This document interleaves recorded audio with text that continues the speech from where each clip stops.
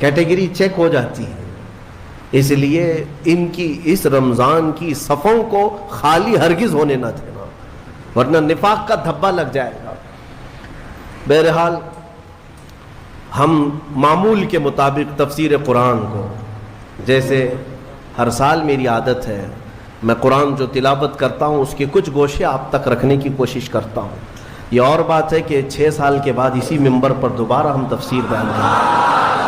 अल्लाह ताला इस मस्जिद को हमेशा शादो आबाद रखे, हम रहें या ना रहें, ये मिंबर सदा सलामत रहे। इस मिंबर को तफसीर कुरान के लिए ख़ास किया गया था। आप सबको पता है ये तफसीर कुरान का मिंबर है। मौला ताला यहाँ से कुरान की आवाज़ हमेशा बुलंद फरमाए, और आज दुनिया में अगर मेरी आवाज़ गूंजती है तो इसी तफसीर की बरकत से है। मुझे कोई और मकाम या जो कुछ भी आवाज़ में अल्लाह ने अता किया है वो इस तफसीर कुरान की बरकत है। हमने अपनी आवाज़ की इब्तिदा या उम्मत को झिझोड़ने की इब्तिदा इसी मिंबर से किया था। यही मिंबर है, और ये तारीख़ी मिंबर है। अल्लाह ताला इसकी बरकतें हम सबको अता फरमाए, और मुझे यकीन है कि इस मिंबर में वो असर है कि अच्छे अच्छों के चूल्हे हिल जाते हैं। ये मिंबर रसूल पाक सल्लल्लाहु अलैहि वसल्लम की नियाबत का मिंबर है। हाँ, सिर्फ इसको लकड़ी का मिंबर न समझें, ये रसूलुल्लाह का मिंबर है, जहाँ से हदीस रसूल सुनाई जाती है, जहाँ से अल्लाह के कलाम की तफसीर होती है। और आज दुनिया को एक बात मैं आपको बता दूँ, किसी बम से, मिसाइल से, पेट्रोल से इतना खौफ नहीं लगता जितना एक आलिम रब्बानी की जुबान से डर लगता है। वजह यह है कि दुनिया को पता है कि सारे बम उतना काम नहीं करते जितना एक आलिम की जुबान काम करती है। हाँ, मैं ये जुबान इसलिए कि अल्लाह ताला इन जुबानों से उम्मतों के दिल में इनकलाब पैदा करता है। अल्लाह तबारक व तआला हमेशा वो बरकत हमें अता। आज कुरान की जो तिलावत हमने की है वो सूरह बकरा, सूरह फातिहा के बाद पहली सूरह कुरान में सूरह बकरा है। पहली सूरह है कुरान पाक में, तकरीबन 2.5 पारे पर मुश्तमिल है, 280 के करीब आयात हैं। और सूरह बकरा की बड़ी बरकतें भी हैं। एक रिवायत में मिलता है कि पूरे कुरान का जो कुछ भी मजमून है अल्लाह ने वो सब सूरह बकरा में बयान कर दिया। पूरे कुरान में जो कुछ भी है वो सूरह बकरा में, और जो सूरह बकरा में है वो सूरह फातिहा में, पूरा सूरह फातिहा में है। और इसी को मौला कायनात अली मुर्तज़ा ने फरमाया कि अगर मैं सूरह फातिहा की तफसीर लिखने बैठ जाऊं तो 70 ऊंटों को बोझल कर सकता हूं। क्यों? इसलिए कि सूरह फातिहा ही कुरान का निचोड़ है, कुरान का खुलासा है। बहुत सारी आयतें हैं तफसीर बयान करने के लिए, वक्त इतना नहीं होता। मुख्तसर सी चंद चीज़ें आपके सामने रखते हैं। एक अहम आयत इसमें आई है। मैं तफसीर सुनने के पहले आदाब भी बता दूँ आपको। कुरान पढ़ने के भी आदाब और तफसीर सुनने के भी आदाब। जाहिर सी बात है, कुछ आदाब वो हैं जो जाहिर से ताल्लुक़ रखते हैं। वज़ू से होना चाहिए नमाज कुरान पढ़ने के लिए, ला यमस्सुहु इल्लल मुतहहरून। इसको सिर्फ और सिर्फ पाकीज़ा लोग छुएंगे। किसको? कुरान पाक को। तिलावत करने के लिए वज़ू शर्त है या नहीं? छूने के लिए सबको पता है। अदब यही है, ज़ाहिरी अदब यह है कि पाक रहे, जुनूबी ना रहे, हैज़ व निफास वाली औरत ना रहे। कुरान पाक के लिए ये ज़ाहिरी आदाब हुए। कुछ बातिनी आदाब भी हैं। कुरान पढ़ने के लिए कुछ बातिनी आदाब भी हैं। तुम 10 बार नहा लो, 10 बार वज़ू कर लो, कुरान को ज़ाहिरी आदाब के एतबार से छू तो सकते हो। बातिनी आदाब में सबसे पहली शर्त यह है, कुरान पढ़ना हो या सुनना हो तो इश्क़ मुस्तफ़ा होना चाहिए। हाँ, बगैर हुब्बे मुस्तफ़ा के अगर कुरान पढ़ेगा तो फिर गुमराही की तरफ भी जा सकता है। कुरान तो कुरान है। हदीस रसूल के बारे में कहा गया, बुखारी शरीफ के बारे में, कि बे इश्क़ मुस्तफ़ा पढ़ते हैं जो बुखारी। सुना है ना आपने? बे इश्क़ मुस्तफ़ा जो पढ़ते हैं बुखारी। आता है बुखार, उनको आती नहीं बुखारी। बुखार आ जाएगा लेकिन बुखारी नहीं आई। जब बुखारी के लिए इश्क़ मुस्तफ़ा ज़रूरी है तो फिर कुरान के लिए कितना है। इसलिए सबसे पहली चीज़ मैं आपको ये बता दूं, कुरान पढ़ना है या सुनना है, इश्क़ मुस्तफ़ा शर्त है, शर्त है। محمد کی محبت دین حق کی شرط اول ہے، اسی میں ہو اگر خامی تو سب کچھ نامکمل ہے۔ قرآن کی ایک آیت سنا ہوگا نا آپ نے، لقد جاءکم من اللہ نور، قد جاءکم من اللہ نور و کتاب مبین، مشہور آیت ہے۔ اللہ فرماتا ہے بے شک اللہ کی طرف سے ایک روشن کتاب، قد جاءکم من اللہ نور و کتاب مبین، بے شک اللہ کی طرف سے ایک نور آیا اور ایک روشن کتاب، ایک نور آیا اور ایک روشن کتاب۔ توجہ چاہتا ہوں، کیا چیزیں آئی اللہ کی طرف سے؟ ایک نور آیا اور ایک روشن کتاب۔ نور کون ہے سنیوں کو سمجھانے کی ضرورت نہیں، دوسرے لوگ تعویل کرتے ہیں نور سے مراد وہ ہے، نور سے مراد یہ ہے، ہم تو کہتے ہیں صبح طیبہ میں بٹتا باڑا، صدقہ لینے نور کا آیا ہے تارا۔ ارے ہمارا مزاج تو یہ ہے، بریلی کے امام نے ہمیں یہ سمجھایا ہے، وہی تو جوبن ٹپک رہا ہے، وہی تو جوبن ٹپک رہا ہے، وہی تو اب تک چھلک رہا ہے۔ نہانے میں جو گرا تھا پانی کٹورے تاروں نے بھر لیے تھے۔ یعنی یہ ستاروں کی جو چمک ہے نا، تم کیا سمجھتے ہو؟ سائنٹیفک اعتبار سے کہتے ہیں کہ سورج کی روشنی کھینچ کر رات کو تارے چمکتے ہیں۔ ہم نے سوال کیا پھر سورج کس کی روشنی کھینچتا ہے؟ سورج کس کی روشنی کھینچتا ہے؟ وہ روشنی سمجھنے کے لیے بریلی کے امام کی زبان میں پڑھنا پڑے گا، سورج ہو کہ چاند ہو۔ اعلیٰ حضرت فرماتے ہیں کہ اتار کر ان کے رخ کا صدقہ، اتار کر ان کے رخ کا صدقہ، وہ بٹ رہا تھا نور کا باڑا، اچھل اچھل کر جبیں، یہ چاند و سورج اچھل اچھل کر جبیں کی خیرات مانگتے تھے۔ معراج کی شب میں چاند سورج اچھل اچھل کر جبیں کی خیرات مانگتے تھے کہ اللہ یہ تیرے حبیب کا جو اترن ہے، نہانے میں جو گرا ہے اور پیشانی مبارکہ سے جو پانی ٹپکا ہے، چاند کہتا ہے وہ میری جھولی میں دے دیا جائے، اور سورج کہتا ہے میری جھولی میں دے دیا جائے۔ جو بات میں عرض کر رہا ہوں وہ یہ ہے کہ قرآن میں اللہ نے کیا فرمایا؟ بے شک اللہ کی طرف سے تمہارے پاس کیا آیا؟ ایک نور آیا اور دوسرے روشن کتاب۔ جس کو ہم نے آج پڑھا وہ روشن کتاب، تراویح میں جو پڑھا وہ کون سی کتاب ہے؟ روشن کتاب۔ روشن ہی ہے حقیقت میں، جو پڑھتا ہے وہ بھی روشن ہوتا۔ روشن کتاب آئی اور ایک نور آیا، دونوں کا کیا کمبینیشن ہے؟ دونوں کا کیا تعلق ہے؟ اللہ کی طرف سے ایک نور آیا اور ایک روشن کتاب۔ یہاں اگر ایسا ہوتا کہ بے شک اللہ کی طرف سے کتاب آئی اور ایک نور آیا، نہیں، اللہ کی طرف سے ایک نور آیا پھر روشن کتاب۔ پتہ یہ چلا لائٹ سب بند کر دیں اور کتاب کھولیں، کیا پڑھ پاؤ گے؟ پڑھ پاؤ گے؟ ساری لائٹ میں بند کرتا ہوں اور تمہارے سامنے کتاب رکھتا ہوں، پڑھو، کچھ نہیں پڑھ پاؤ گے۔ ادھر سے ادھر انگلیاں پھیر سکتے ہو، پڑھنے کے لیے روشنی ہونا یہ ضروری ہے، بغیر روشنی کے کتاب نہیں پڑھی جا سکتی۔ اسی لیے آیت میں اللہ نے فرمایا بے شک اللہ کی طرف سے پہلے کیا آیا؟ نور آیا، پھر کیا آئی؟ روشن کتاب۔ اب اس روشن کتاب کے لیے یہ کرنٹ والی لائٹ نہیں، نور مصطفیٰ کی روشنی ضروری ہے۔ جب نور مصطفیٰ میں پڑھو گے تو اس کتاب سے ہدایت بھی پاؤ گے۔ الحمدللہ اہل سنت و جماعت کے حصے میں وہ ہدایت آئی کہ ہم عشق مصطفیٰ کی زبان میں قرآن پڑھتے ہیں۔ الحمدللہ آج بہت ساری باتیں تھی لیکن ایک آیت کی طرف میں لے جاتا ہوں۔ کچھ لوگوں کو قرآن سے ایسی چیزیں نکالنے کی عادت ہے کہ کہیں حضور کی شان میں کچھ کمی نظر آ جائے، کہ حضور پاک صلی اللہ علیہ وسلم کو یہ نہیں تھا، وہ نہیں تھا، ان کو وہی چیزیں ملتی ہیں، حالانکہ قرآن کا مفہوم وہ نہیں ہے، سمجھ کا ان کے قصور ہے، عربی سے نابلد ہے، ناآشنا ہے، کچھ بھی اٹکل پچھو مار کے ترجمے میں گمراہ ہو جاتے ہیں۔ لیکن قرآن نے آداب سکھائے۔ توجہ چاہتا ہوں، آج ہم نے ایک آیت پڑھی ہے سورہ بقرہ میں، اللہ تعالیٰ فرماتا ہے یا ایھا الذین آمنوا لا تقولوا راعنا وقولوا انظرنا واسمعوا وللکافرین عذاب علیم۔ اے ایمان والو راعنا مت کہو، راعنا مت کہو۔ کیا مطلب ہے اس کا؟ تھوڑا سا عربی میں سمجھا دوں۔ ہوتا یہ تھا کہ رسول پاک صلی اللہ علیہ وسلم جب مجلس میں صحابہ کو درس دیتے، کوئی بات اگر کسی صحابی کو سمجھ میں نہ آتی تو وہ یوں کہتے راعینا یا رسول اللہ. آپ کہتے نا پارڈن می، پارڈن می. ایک ٹیچر کو کہا جاتا ہے کہ دوبارہ ارشاد، دوبارہ ارشاد. کیوں؟ کہ آپ دوبارہ بیان فرمائیں تاکہ میں اور سمجھ سکوں.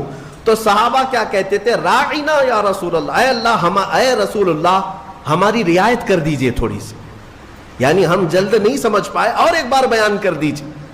لیکن اسی زمانے میں راعینا صحابہ کس نیت سے کہتے تھے؟ اے اللہ کے رسول ہماری رعایت کیجیے.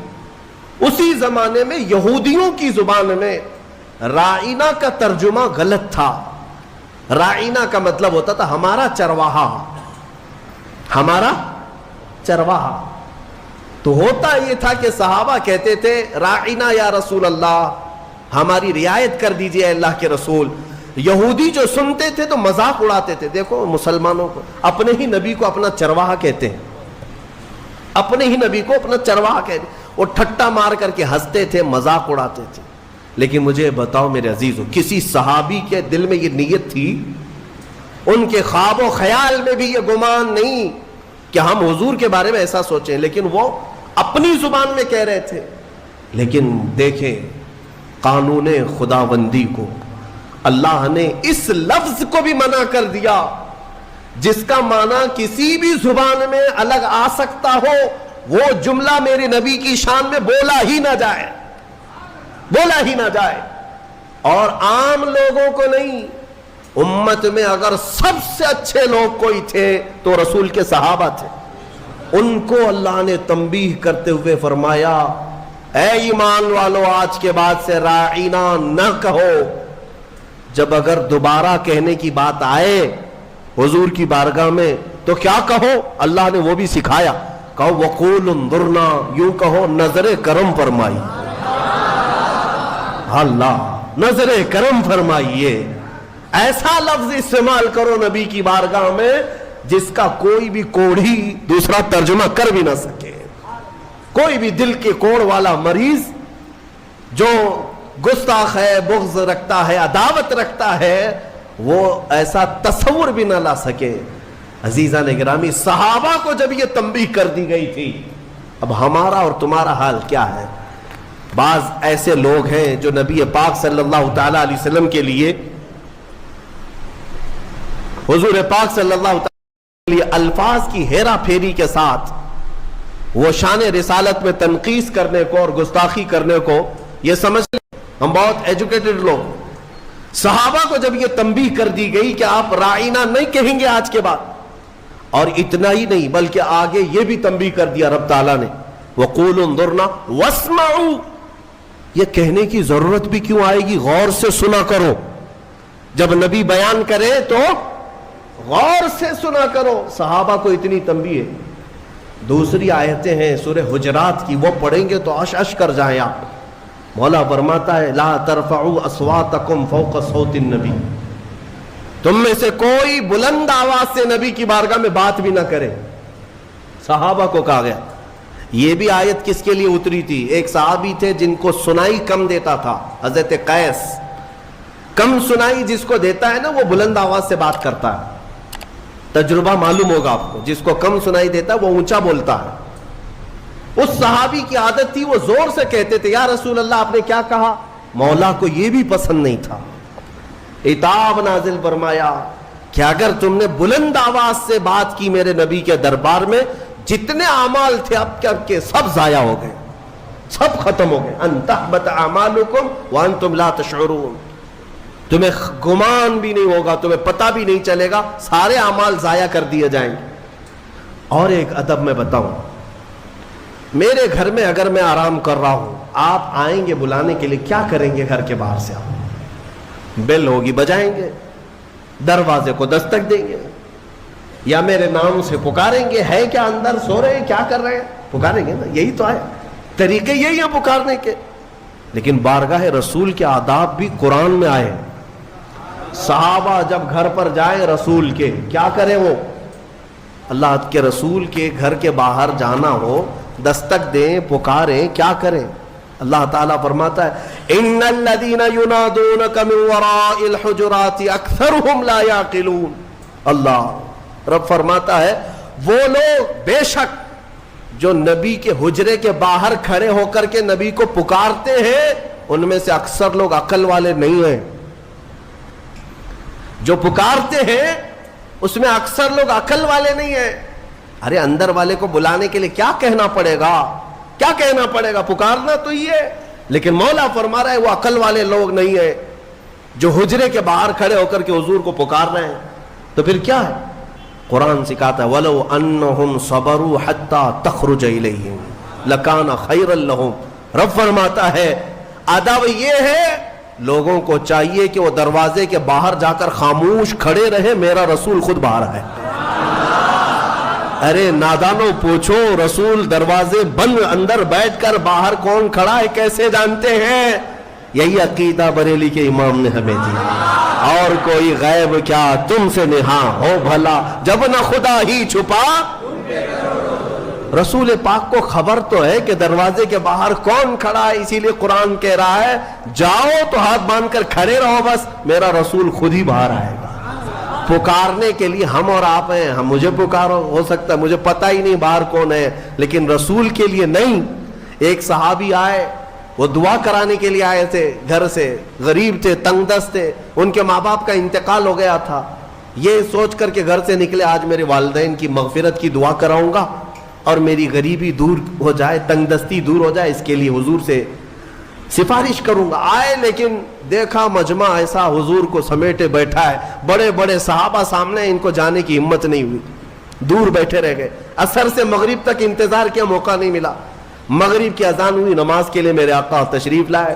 نماز کے بعد پھر حضور بیٹھے, لیکن بڑے بڑے صحابہ نے گھیر لیا. یہ غریب صحابی تھے, دور کھڑے رہ گئے, کہاں پھلان پھلان کر کے جاؤں گا, پیچھے کھڑے رہے. عشاء کی اذان ہو گئی, عشاء تک موقع نہیں ملا. عشاء کی نماز پیچھے پڑے اور عشاء کے بعد میرے آقا صلی اللہ علیہ وسلم سیدھے اپنے گھر میں جاتے تھے. اب بیٹھک نہیں ہوتی تھی. اب عشاء کی نماز کے بعد حضور اپنے حجرے کی طرف نکلے. یہ صحابی کہتے ہیں میں نے سوچا موقع تو آج دن بھر نہیں ملا, ہاتھ باندھے پیچھے پیچھے چلتے رہے. حضور اپنے دروازے پر پہنچ گئے اور پیچھے مڑ کر کہتے ہیں جا اللہ تیری غریبی دور کرے, تیرے ماں باپ کی مغفرت کرے. کس نے کہا میرے نبی سے, کس نے کہا؟ میرے عزیزوں اسی لیے تو ہمارا عقیدہ یہ ہے کہ وہ دلوں کی بھی سنتے ہیں, اس کی بھی سنتے ہیں جسے بولنا نہیں آتا. وہ لکڑیوں کی جب سنتے ہیں, ہرن کی جب سنتے ہیں, تو امتیوں کی کیوں نہیں سنیں گے؟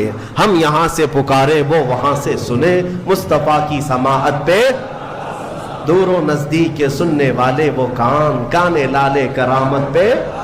اسی لیے سنیوں میں کہتا ہوں کہ تفسیر بھی سننا ہو تو عشق مصطفیٰ کے ساتھ سنو. مزہ ہی کچھ اور ہے کہ اپنے نبی کو چھوڑ کر محفل کون سی ہوتی ہے. رسول جس محفل میں نہ ہو تو محفل کہاں ہے, اسے محفل نہیں کہا جاتا. بلے شاہ میاں رحمت اللہ علیہ بڑے صوفی بزرگ ہیں, وہ کہتے ہیں جس دل میں حضور کی یاد نہ ہو اس دل میں کتے بستے ہیں, کتے ہوتے ہیں, جانور بستے ہیں. حقیقت ہے دل اسی کو کہتے ہیں جس میں حضور کی یاد آئے. دل ہے وہ دل جو تیری یاد سے معمور رہا, سر ہے وہ سر جو تیرے نام پہ قربان گیا.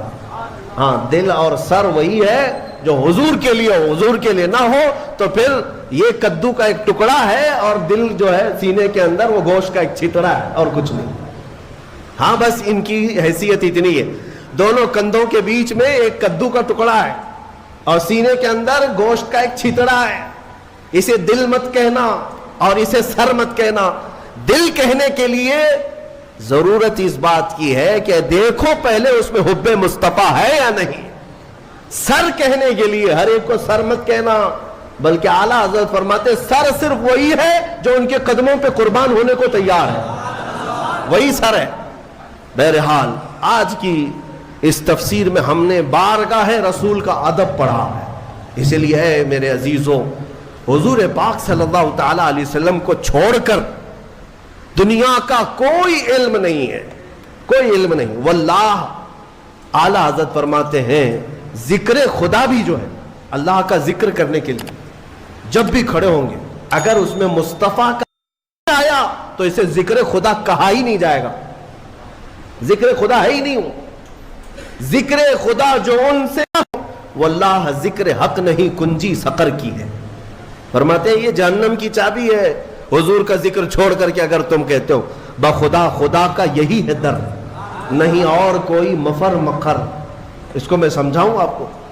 اعلیٰ حضرت فرماتے ہیں مفر کا مطلب ہوتا ہے بھاگنے کی جگہ, اور مقر کہتے ہیں ٹھہرنے کی جگہ. حضور کو اگر چھوڑو گے تو نہ بھاگنے کی جگہ ہے نہ ٹھہرنے کی جگہ ہے. ہبلی میں نہیں, پوری دنیا میں.